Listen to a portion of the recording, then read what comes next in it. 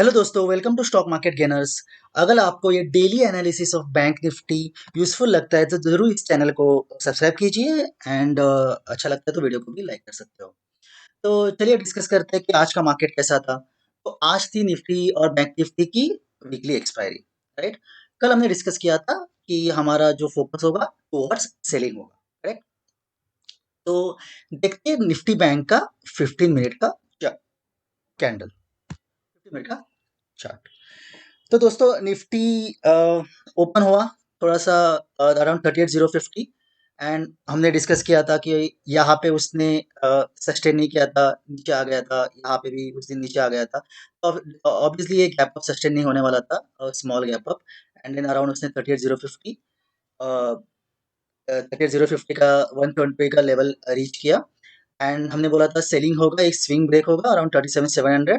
जैसे ये से स्विंग ब्रेक होगा नीचे की तरफ, जहां से यहाँ पे ब्रेक होगा एंड हमको टारगेट्स मिले होंगे अराउंड 37,500।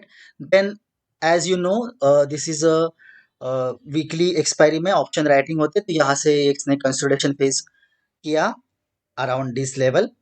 एंड डेफिनेटली यहाँ पे मैं आपको लाइव मार्केट में एग्जैक्टली नहीं पता होता कि किस लेवल पे वो सपोर्ट लेगा, तो नॉट पॉसिबल कि आपको यहाँ पे एक ट्रेड दो। तो डेफिनेटली इसने एक कंसोलिडेशन के बाद नीचे ब्रेकडाउन दिया।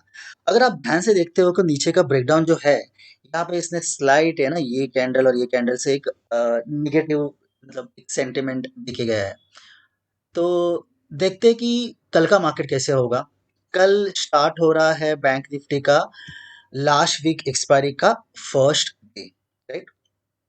तो दोस्तों कुछ पॉइंट्स मैं आपको बताऊंगा। जो मेरा ऑब्जर्वेशन है, जहाँ पे मैंने एक सेंटिमेंट मतलब एक मुझे ऐसा लगता है कि ये कल या परसों मंडे को एक मतलब बैंक निफ्टी नीचे जा सकता है।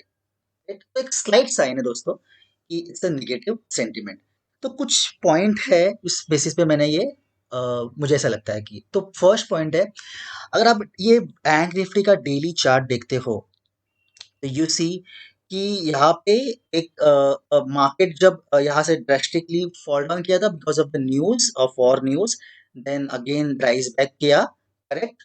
यहाँ पे उसने 15 फेब को एंड देन और थोड़ा ऊपर किया। कुछ ये जो था ना दोस्तों, ये मूव जो था ना बिकॉज ऑफ द न्यूज था। एंड ये जो आधा मूव आपको दिख रहा है यहाँ पे, ये ऊपर गया था।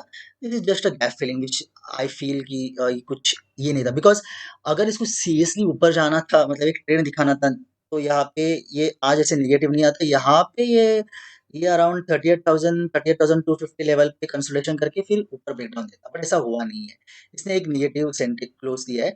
बट आप अगर इसको देखो ना, 37,500 इसका एक राउंड लेवल है, तो इसको आप 100% निगेटिव तो नहीं बोल सकते, राइट। तो कुछ टारगेट्स में आपको देता, ये एक पॉइंट है। दूसरा एक पॉइंट दोस्तों मैं आपको बताना चाहता हूँ वीकली। यहाँ पे जो ये है बैंक निफ्टी का स्पॉट जो है, ये अराउंड 37,531 है, राइट। एंड बैंक निफ्टी का जो फ्यूचर है विच इज अ डिस्काउंट, तो नॉर्मली ये इतना प्रीमियम पे रहता है। I know this is first एक ही वीक बचा है अभी फेब के लिए, बट ये प्रीमियम पे होना चाहिए अराउंड 80 पॉइंट्स और 50 पॉइंट्स, पर ये 100 पॉइंट का discount is a negative sign.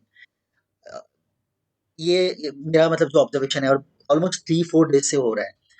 And अब दूसरा एक पॉइंट देख नोटिस करना, India VIX. So India volatility index, so India India VIX is basically a fear index बोल सकते हो।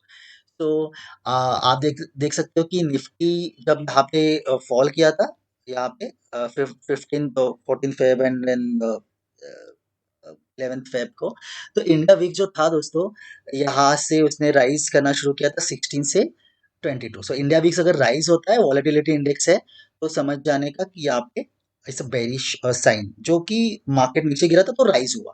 लेकिन दोस्तों अभी देखो मार्केट है ना अराउंड यही लेवल पे है, लेकिन ये बहुत ज्यादा फॉल नहीं किया है। मतलब आप देखोगे तो 23 से सिर्फ 22 ही हुआ है, तो इसने इतना नीचे फॉल किया नहीं है। अगर सही में मार्केट मतलब है ना यहाँ पे एक पॉजिटिव रहता है, शायद स्लाइट पॉजिटिव भी होता, तो इसलिए India VIX is not down, it is just 22।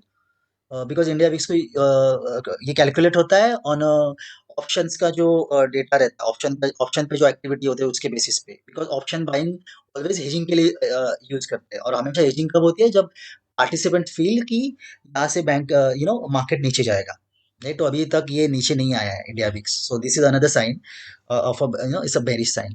तो देखते हैं, डिस्कस करते हैं कल का फोकस क्या होगा। इसे डिस्कस किया हमने कि फोकस होगा टुवर्ड सेलिंग, कैसे सेलिंग आ सकता है, तो देखते हैं।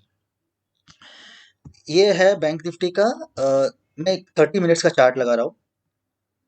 सो this is a bank Nifty 30 minute का चार्ट। अब मैंने एक लाइन ड्रॉ किया, देखो यहाँ पे 37,800 और यहाँ पे 37 अराउंड 250 के लेवल पे। इस लेवल पे दोस्तों ये ना एक रेंज बन गई है, तो जो भी लेवल्स आएंगे ना मैं आपको दूंगा ट्रेड के लिए। ये ऐसा हो सकता है ना, स्टॉप लॉस थोड़े लंबे होंगे क्योंकि ये एक पॉसिबिलिटी है कंसोलिडेशन करके जाएगा, राइट, या ट्रेंड दिखेगा, राइट।